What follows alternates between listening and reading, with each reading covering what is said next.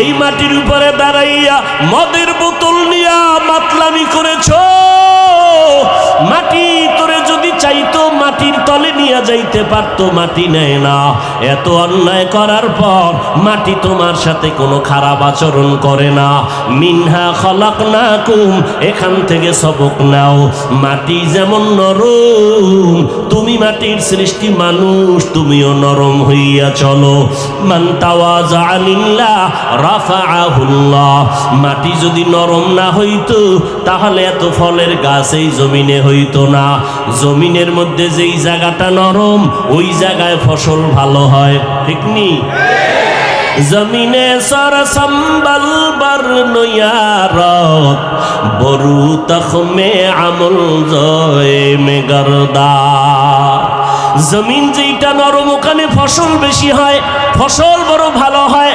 যেই মানুষ নরম হইয়া চলবি ওই মানুষের মর্যাদা আমি সবার উপর উঠায় দিব। এরে মাটির মানুষ, মাটির মতো নরম হইয়া চলো। গরম গরম ভাব দেখাইও না। মানুষ কেন গরম ভাব দেখায়? কয় গরম জিনিস ভিতরে আছে এই জন্য গরম ভাব। কয় কি আছে? কয় টাকা। টাকার গরমে গরম গরম ভাব। বলে আর একজনের টাকা নাই, সেও দি গরম ভাব দেখায়। কি বুঝি? কয় তার কাছে ক্ষমতার গরম, এই জন্য গরম গরম ভাব দেখায়। কারুন ক্ষমতা টাকার গরমে ভাব দেখাইয়া মুসা নবীর সাথে বেয়াদবি করে ফেললো। আবারও দিক দিয়া মুসা নবীর সাথে বেয়াদবি করে ফেললো। নমরুদ বেয়াদবি করলো ক্ষমতার গরম দেখায়া ইব্রাহিম নবীর সাথে। আর একজনের টাকা নাই, ক্ষমতাও নাই, সে দেখি আবার গরম গরম ভাব দেখায়।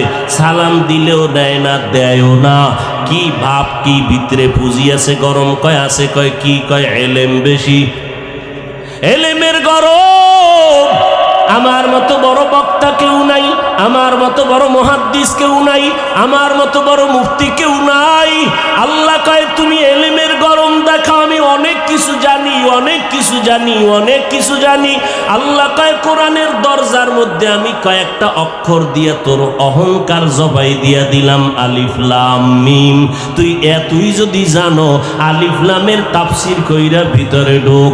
ওখানে গিয়া কেন কও আল্লাহু আ'লামু বিমুরাদিহি বিযালিকা? আলিফ লাম মিমের বিষয় আমি কিছু বলতে রাজি না। আমার মাওলার রহস্য ভালো জানেন। আল্লাহ কয় এতই কিছু জানো, কোরআনের দরজায় তোরে মাথা নত করে দিলাম। যদি নত হইয়া ঢুকো তো কোরআন থেকে বরকত পাবি। আর মাস্তানি যদি করো, আমি কারো